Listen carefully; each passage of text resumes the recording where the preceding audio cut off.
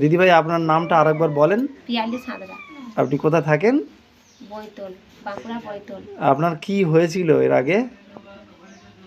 আমার খুব শরীর খারাপ হয়েছিল, 2-3 মাস খুব বমি হচ্ছিল, হ্যাঁ। পেটে যন্ত্রণা হচ্ছিল, প্যাঙ্ক্রিয়াসের প্রবলেম আছে, সুগার।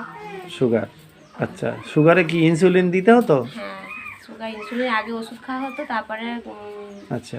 করোনার সময় খুব বাড়াবাড়ি হয়ে যেতে, তখন থেকে ইনসুলিন চলছে। আর পাকস্থলীতে কি ছিল? পাকস্থলী পাথর হয়েছিল, আচ্ছা আচ্ছা, প্যাঙ্ক্রিয়াসে পাথর হয়েছিল। বাপরে বাপ, আচ্ছা আচ্ছা। আচ্ছা, এই এই দিয়ে যে পাথর হয়ে ইনফেকশন হয়ে গেছিল। আচ্ছা আচ্ছা, কোথায় কোথায় দেখিয়েছিলেন তার আগে?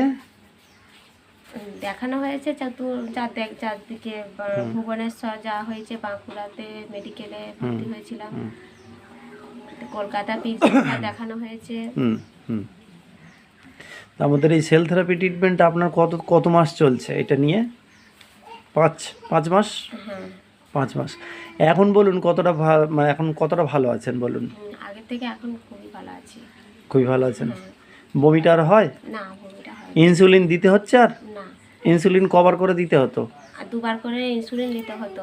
আচ্ছা আচ্ছা। এখন মাঝে যদি একবার নিই তখন লো হয়ে যাচ্ছে, আচ্ছা, মানে নিতে আর হচ্ছে না। নিতে হচ্ছে না। আচ্ছা, বমিও বন্ধ হয়েছে, ইনসুলিনও বন্ধ হয়েছে। তা এখন আপনি খুশি তো? হ্যাঁ। আর বাকি যতটুকু যা যা আছে আস্তে আস্তে আপনি একদম ঠিক হয়ে যাবেন। হ্যাঁ, এটা খেতে থাকুন, ঠিক আছে?